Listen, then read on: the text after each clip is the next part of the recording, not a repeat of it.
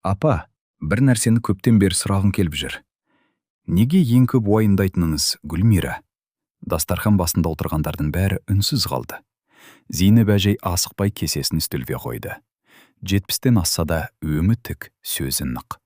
Ауылда оның сыртынан генерал әже дейтін. Өйткені 4 ұлы да, 2 қызы да, келіндер де, тіпті немерелерінің өзі оның сөзін екі етпейтін. Зейнеп әжей ешкімге дауыс көтермейтін, бірақ бір ауыз сөзі жеткілік деді.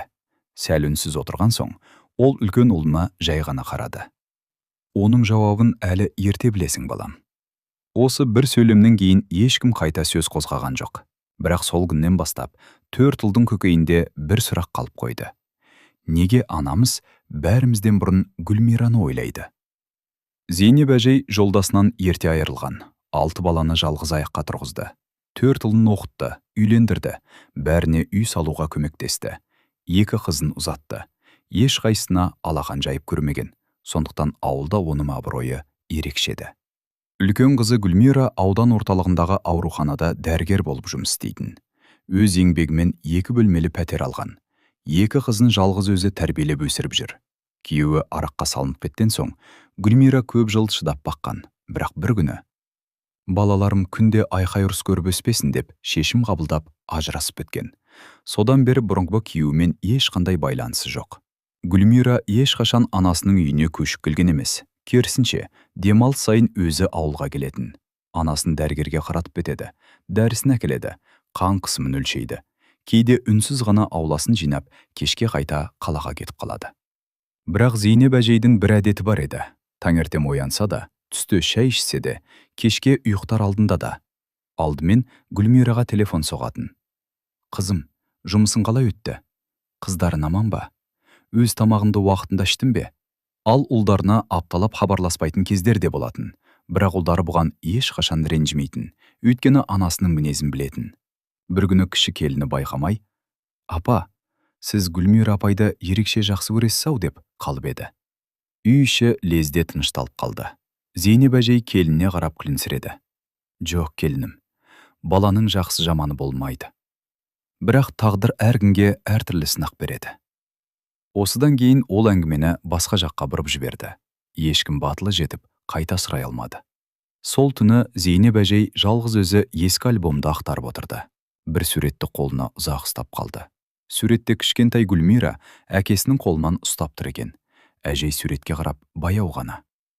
Әкең кетер алдында маған бір аманат айтқан еді. Соны әлі орындап келемін деді. Дәл осы сәтте есік ашылып, үлкен ұлы Нұрлан кіріп келді. Ол анасының соңғы сөзін анық естіп қалды. Нұрлан анасының аузынан шыққан. Әкеңнің маған қалдырған аманаты бар деген сөзді ұмыта алмады. Бірақ содан кейін бұл әңгіме қайта қозғалмады.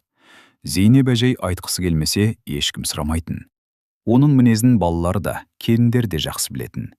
Зейнеп әжей қазір кенже ұлы Ермектің қолында тұрады. Ермектің әйелі де енесіне ерекше құрмет көрсететін, ал қалған 3 ұлы өз үйлерінде. Бір ауылда тұрғанмен, әрқайсының өз тіршілігі, өз отбасы бар. Ал Гүлмира аудан орталығында тұрады. Ауруханада көп жылдан бері дәрігер. Әріптестері де, науқастар да сыйлайтын маман. 2 қызын өзі тәрбиелеп өсіріп келеді. Күйеуімен ажырасқанына 5 жылдан асқан. Содан бері ешкімге қол жайған емес. Ешкіммен көмек сұрамаған. Жұмысынан кейін қыздарының сабағын қарайды. Демалыста үй шаруасымен айналысады. Өмірі бір қалыппен өтіп жатты. Бірақ Зейнеп әжейдің бір әдеті еш өзгермейтін. Таңертең шайын ішкен соң, Ермек, телефонымды бере қойшы. Алғашқы қоңырау міндетті түрде Гүлмираға шалынатын. Қызым, жұмысың тыныш па? Қыздар сабаққа кетті ме? Өзім шаршап жүрген жоқсың ба? Гүлмира күліп жауап беретін. Апа, уайымдай бермеңізші. Бәрі жақсы. Жақсы болса болды, қызым. Әңгіме 2-3 минуттан аспайтын. Бір күні Нұрлан анасына қарап күліп. Апа, сіз күнде Гүлмира әпкеме хабарласасыз. Ал бізге өзіміз келіп амандасамыз ғой. Зейнеп әжей де жымиып қойды. Сендер үйдің жанындасыңдар. Ал анау жалғыз өзі сыртта. Ана көңілі бәріне бірдей. Бірақ алыстағы балаға алаң көбірек болады. Нұрлан үндемеді. Бұл жауапқа сенгендей болды. Келесі жексенбіде Зейнеп әжей балаларын қонаққа шақырды. Дастархан басына төр толы, екі қызы түгел жиналды. Үй іші күлкіге толы. Немерелер ауылда асыр салып жүр. Бір кезде Зейнеп әжей: «Гүлмира қызым, жолға кеш қалма. Қыздарың ертең мектепке барады ғой». Гүлмира басын изеді. «Жақсы апа». Осы сәтті үлкен келіні үнсіз байқап отырды. Үйден шыққан соң күйеуіне жай ғана: «Байқайсың ба? Енең бәрімізді жақсы көреді. Бірақ Гүлмираға деген мейірімі мүлде бөлек». Нұрлан алғаш рет әйелінің сөзіне ойланып қалды. Шынында да, анасы қызын неге сонша уайымдайды? Бұл сұрақтың жауабы әлі ешкімге белгісіз еді. Күндер бұрынғы қалпымен өтіп жатты. Зейнеп әжей таңертең ерте тұрады, ауласын сыпырады, гүлдерін суарады. Көрші қолаңның халін сұрап шығады. Жасына қарамай ешкімге салмақ салмайтын. Сондықтан ауылда оны бәрі сыйлайтын. Бір күні көрші Күләш апай келді. Екеуі ауылда шай ішіп отырған. Әңгіме балаларға ойысты. «Зейнеп, шүкір балалардың бәрі аман. 4 ұл 2 қыз өсірдім. Бәрі өз алдына бір отбасы». Зейнеп әжей жымиып: «Аллаға шүкір». Күләш апай біраз үнсіз отырып қалды да: «Бірақ бір нәрсені түсінбеймін. Сенің ойыңнан Гүлмира шықпайды. Күнде хабарласасың. Келсе қасынан шықпайсың. Неге сонша алаңдайсың?» Зейнеп әжей шайын асықпай ұрттады. «Ана жүрегінің есебі болмайды, Күләш. Әр бала өз орнында қымбат». Осы сөзбен әңгімені аяқтады. Сол күні кешке Гүлмира жұмыстан кеш шықты. Ауруханада науқас көп болған. Үйіне келгенде қыздары кешкі асын дайындап қойыпты. «Анашым, шаршадыңыз ба?» «Аздап. Бірақ сендерді көрсем, шаршағаным басылады».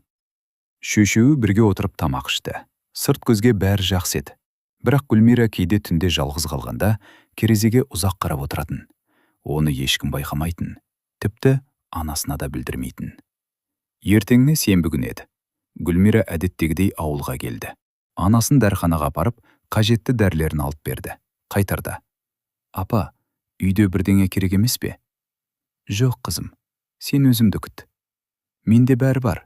Гүлмира күліп: «Жақсы апа». Көлігіне отырып аудан орталығына қайтып кетті. Оның кетіп бара жатқанын Зейнеп әжей қақпа алдында ұзақ қарап тұрды. Мұны Ермек байқап қалды. «Апа, неге сонша қарап қалдыңыз?» Зейнеп әжей күрсінді. «Ештеңе. Ана жүрегі ғой. Қыз баланың көңілі нәзік болады». Ермек үндемеді. Бірақ анасының жүзінен бұрын байқамаған мұңды көргендей болды. Кешке Ермек ағасы Нұрланға хабарласты. «Аға, саған бір нәрсе айтайыншы». «Айта ғой». «Менімше, апамыздың біз білмейтін бір сыры бар». «Неге олай дейсің?» «Гүлмира әпкем кеткен сайын қақпа алдында ұзақ тұрады. Бүгін де солай болды». Телефонның ар жағында Нұрлан да үнсіз қалды. «Мен де соны байқап жүрмін. Бірақ ападан сұрасақ айтпайды». Бірнеше күннен кейін Нұрлан аудан орталығына шаруамен барды.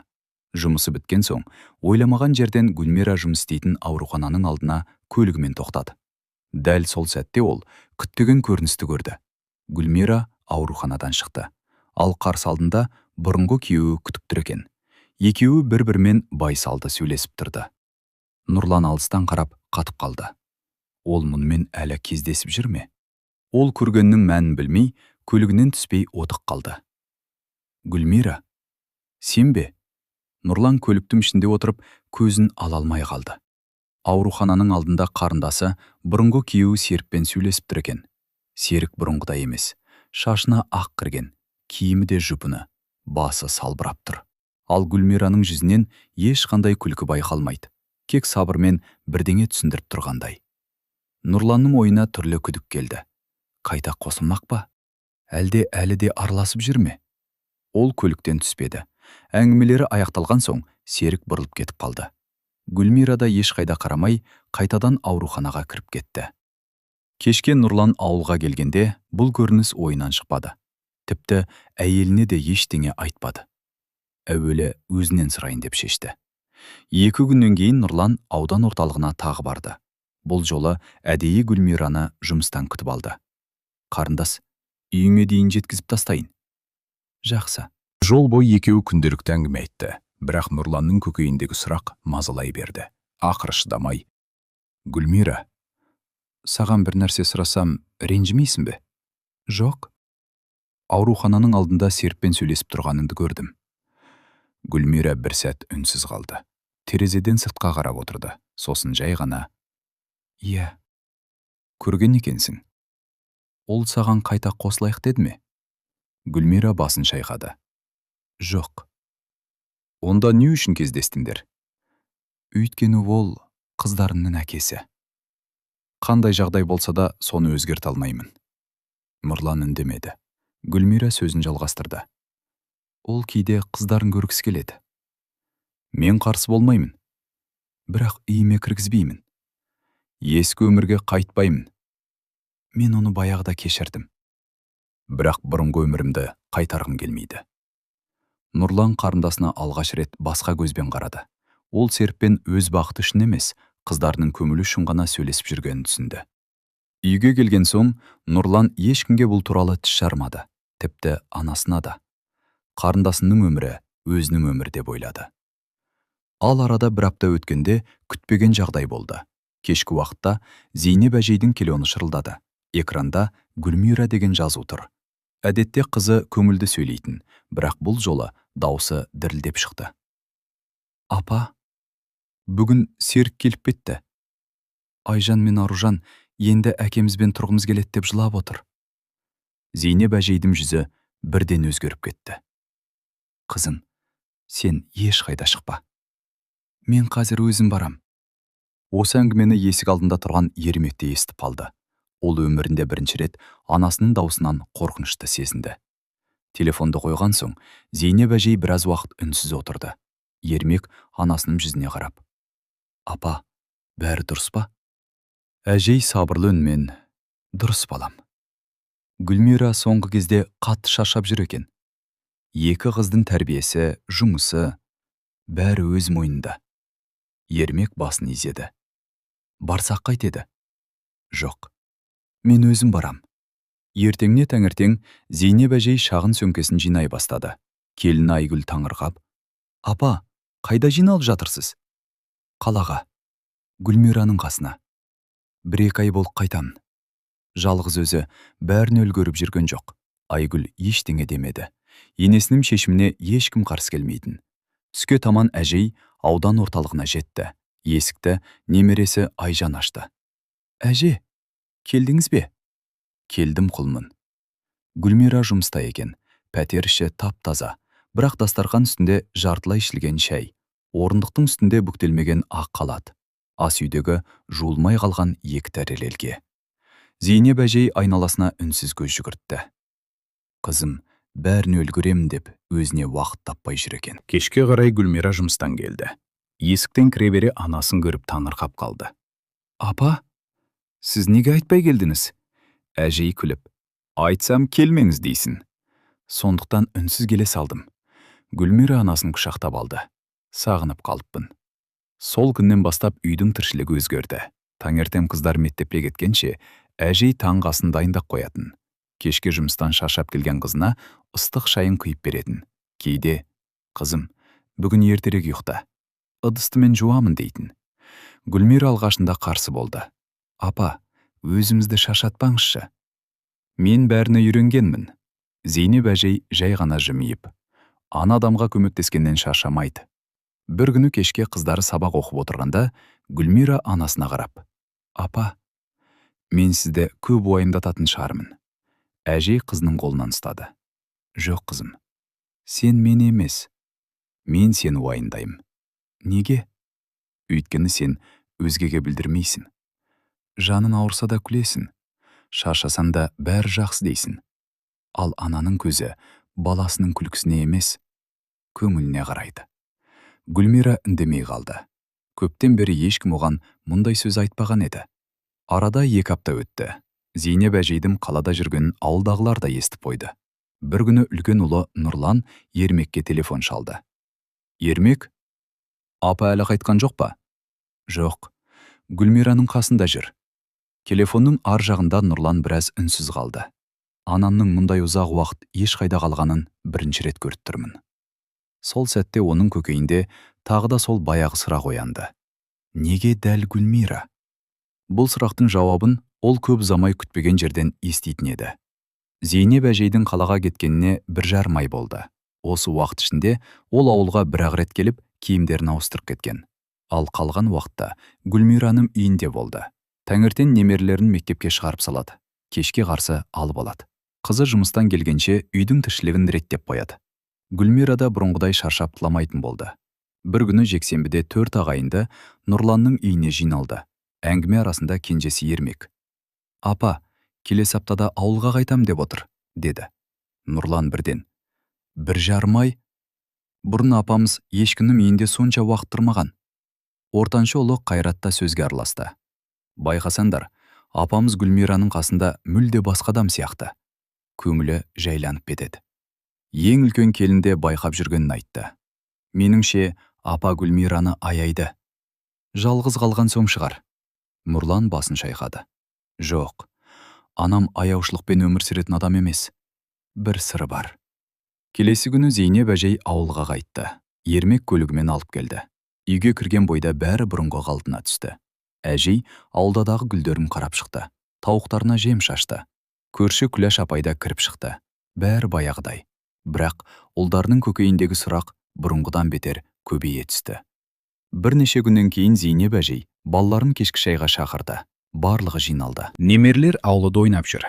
Үлкендер дастархан басында. Бір кезде Нұрлан анасына қарап, апа, бір сұрақ қойсам ренжімеңіз. Қой балам, біз сізге өкпелемейміз. Бірақ бір нәрсені түсіне алмаймыз. Неге Гүлмираның қасында сонша уақыт болдыңыз? Ол аман. Жұмысы бар. Үйі бар. Қыздары да тәрбиелі. Сонда да бәрімізден көп уайымдайсыз. Үй іші тып-тыныш болып кетті. Тіпті шай құйып отырған келіндердің қолы тоқтады. Зейнеп әжей балаларына бір-бірлеп қарап шықты. Сосын баяу ғана сөйледі. Сендердің бәрінің үйлерінде 2 адам бар. Сендер жұмыстан келгенде біреу есіп ашады, шайларын дайын тұрады. Ауырсандар жандарынан шықпайтын адам бар. Ал Гүлмира ше? Ешкім жауап бере алмады. Ол жұмыстан кеш келеді. Үйге кіргенде оны ешкім күтіп тұрмайды. Бар шаруасын өз істейді. Қыздарына сыр бермейді. Маған да бәрі жақсы дейді. Бірақ ана жүрегі баласының бәрі жақсы деген сөзіне емес. Көзіндегі шаршауына сенеді. Үйде үнсіздік орнады. Нұрлан төмен қарап отырды. Осы уақытқа дейін ол мәселені мүлде басқа қырынан ойлап келген еді. Зейнеп әжей сөзін жалғастырды. Мен сендерді кем көріп жүрген жоқпын. Сендерге әйелдерін сүю. Ал мен Гүлмираға аз уақыт болса да сүю болып қайттым. Ертең мен болмай қалсам, сендер бір-бірлеріңе тірек болыңдар. Әсіресе қарындастарына. Бұл сөзді естіген 4 ұлдың ешқайсысы жауап қайтара алмады. Олар алғаш рет аналарының Гүлмираны еркелетпегенін, тек үнсіз демеу болғанын түсінді. Бірақ сол кеште күтпеген жерден Гүлмираның телефонына бір хабарлама келді. Хабарламаны оқыған соң оның өңі өзгеріп кетті. Бұл жолы мәселе өзінде емес, үлкен қызы Айжанға қатысты еді. Кешкі шайдан кейін бәрі үйлеріне тарады. Зейнеп әжейдің айтқан сөздері 4 ұлының да ойынан шықпады. Олар алғаш рет аналарының Гүлмираны артық көрмейтінін, тек жалғыз жүрген қызына үнсіз тірек болып жүргенін түсінгендей болды. Бірақ өмір тағы бір сынақ дайындап тұрған еді. Сол түні Гүлмира анасына телефон соқты. Даусында әдеттегідей сабыр болғанмен, көңіліндегі уайымды анасы бірден сезді. Не болды қызым? Ештеңе апа. Жай ғана ақылдасайын деп едім. Айта ғой. Айжан биыл университетке түскісі келеді. Дайындығы жақсы. Бірақ қаладағы оқу, жатақхана, жол ақысы. Соның бәрін ойлап отырмын.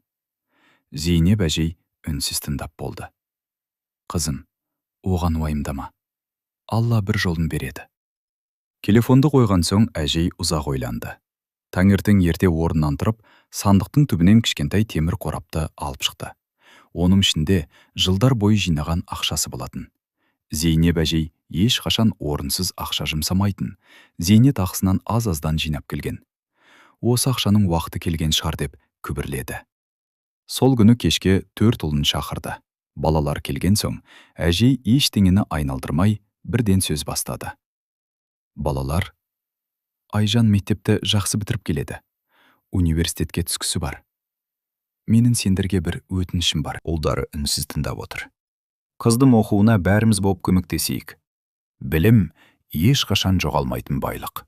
Нұрлан бірден, апа, оны неге өтініш қылып айтып отырсыз? Айжан, біздің де жиеніміз. Қолдан келгенше көмектесеміз. Қалған 3 ұлы да бірден келісті. Әрине апа, бұл айтатын нәрсе емес. Зейнеп әжей күлімсіреп қойды. Мен сендердің осыны айтатындарыңды біліп отырдым. Бірақ өз ауыздарынан естігім келді. Үй іші жайланып қалды. Бірнеше күннен кейін бүкіл отбасы Гүлмираның үйіне жиналды. Гүлмира ештемеден хабарсыз еді. Нұрлан сөз бастады. Қарындас, Айжанның оқуына алаңдама. Ол біздің де баламыз. Барлығымыз көмектесеміз. Гүлмира аң-таң болып қалды. Жоқ аға. Мен сендерге салмақ салғым келмейді. Қайрат күліп жіберді. Сен бізге ешқашан салмақ болған емессің. Бұған дейін өзің бәрін жалғыз көтеріп келдің. Енді жалғыз емессің. Гүлмираның көзіне еріксіз жас келді. Зейнеп әжей үнсіз ғана балаларына қарап отырды. Осы сәтті ол көптен күткен еді. Бір-біріне сүйеу болатын отбасы. Міне, оның арманы осы болатын. Бірақ дәл сол сәтте есік қоңырау соғылды. Гүлмира есікті ашуға кетті. Есіктің алдында бейтаныс орта жастағы әйел тұр екен.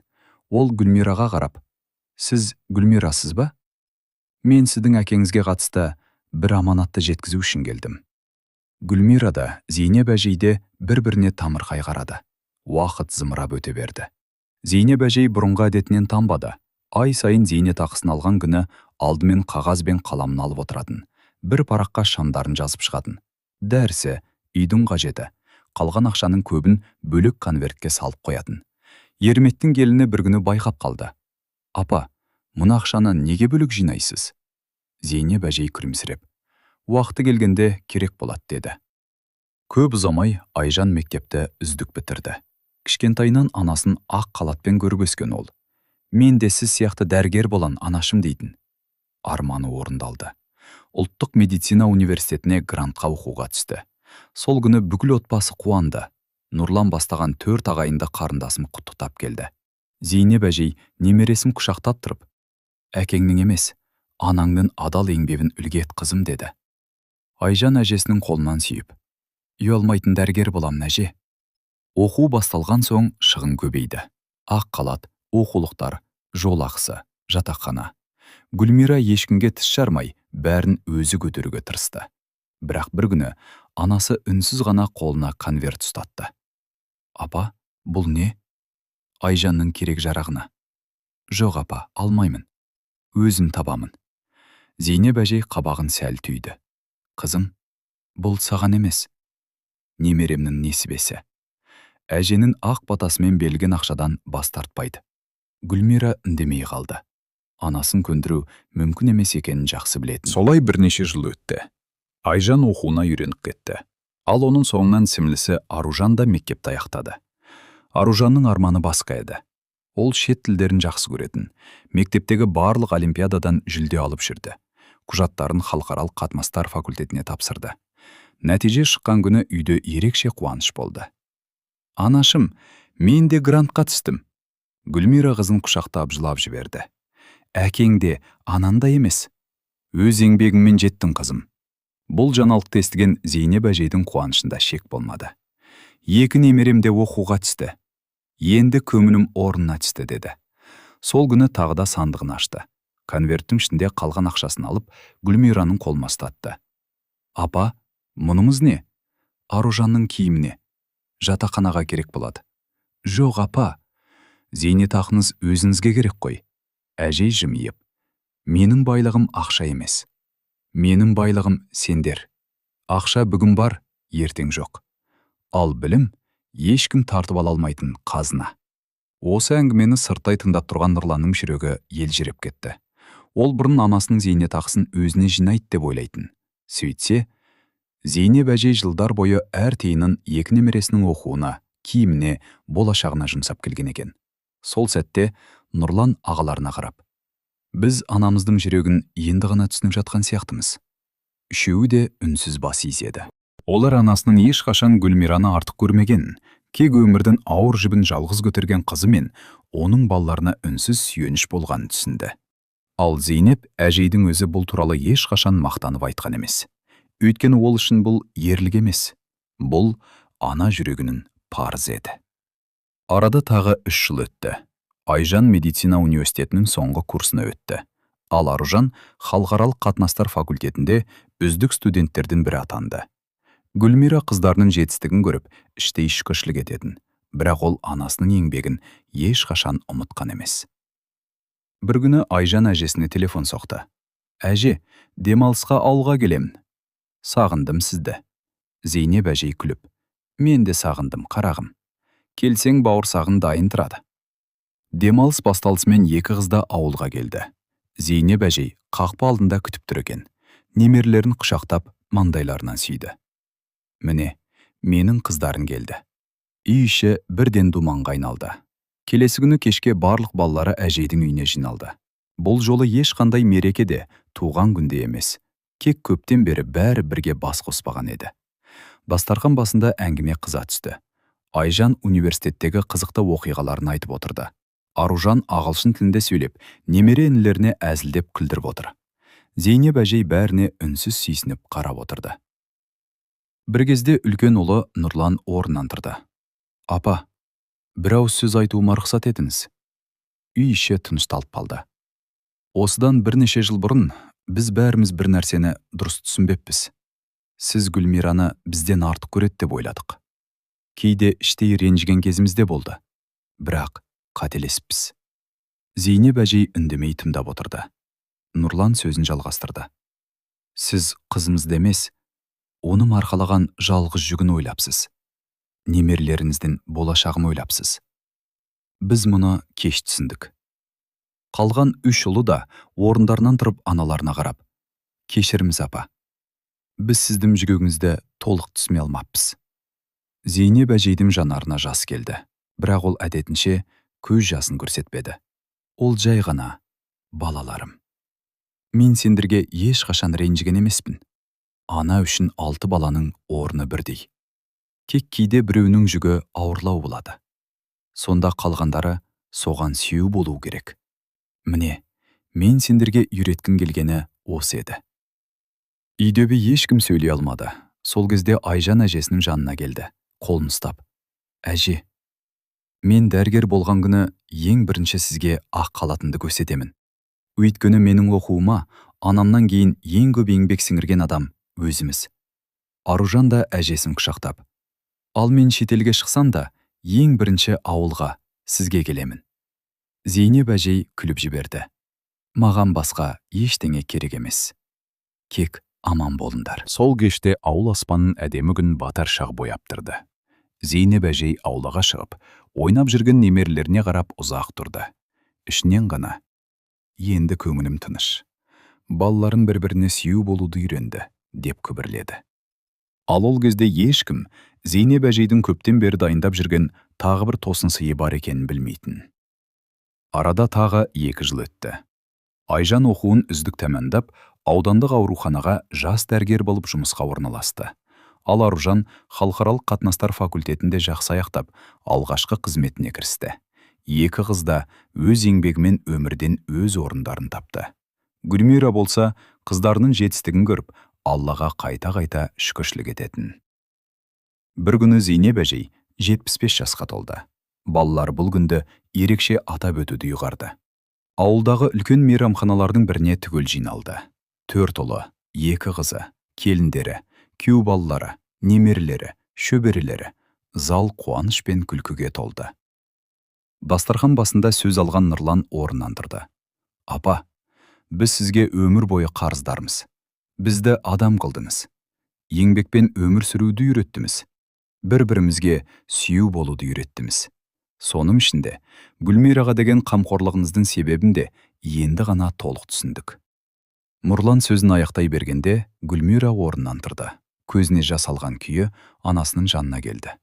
Апа, мен сізге бір нәрсені осы уақытқа дейін айта алмадым. Үйдегілердің бәрі үнсіз қалды. Мен ажырасып келгенде, бәрі енді өмірім қиын болады деді. Бірақ мен өзімді ешқашан жалғыз сезінбедім. Өйткені менің артында сіз тұрдыңыз. Кейде бір ауыз сөзіңіз, кейде үнсіз ғана әкелген сөмкеңіз, кейде қыздарының оқуына берген ақшаңыз маған үлкен демеу болды. Егер сіз болмағанда, бүгінгі күнге жетуім қиын болар еді. Зейнеп әжей қызының қолынан ұстады. Жоқ қызым, бұл сенің еңбегің. Мен тек ана ретінде жанында болдым. Осы сәтте Айжан мен Аржан әжелерінің алдына келді. Айжан ақ қалатын алып шықты. Әже, есімізде ме, сізге бірінші көрсетем деп уәде бергенмін. Міне, уәдемді орындадым. Әже ақ қалатты қолмен сипап, ақ қалатын кірлемесім қызым. Адамның алғысын алатын дәрігер бол. Аржан да сөз алды. Әже, сіз білім ең үлкен байлық деп айтып отыратынсыз. Сол сөзіңізді өмір бойы ұмытпаймын. Сол күні дастархан басында Зейнеп әжей соңғы рет балаларына ақылын айтты.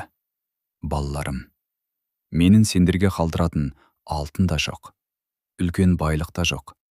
Бірақ сендерге қалдыратын ең қымбат мұрам бар. Балалары үнсіз тыңдап қалды.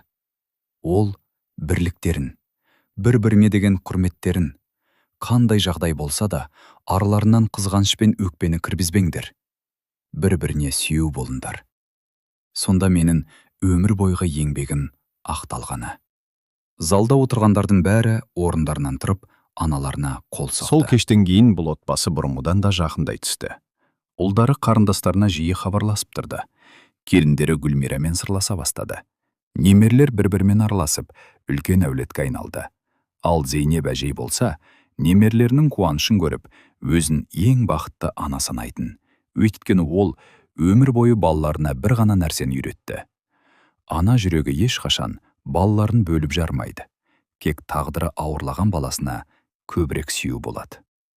Содан бері ауылда Зейнеп әжей туралы айтылғанда жұрт, балаларына байлық емес, бірлік қалдырған ана еді деп еске алатын. Осындай шынайы, әсерлі қазақ әңгімелерді жіберіп алмау үшін арнамызға жазылып, лайк басып, пікір қалдыруды ұмытпаңыз.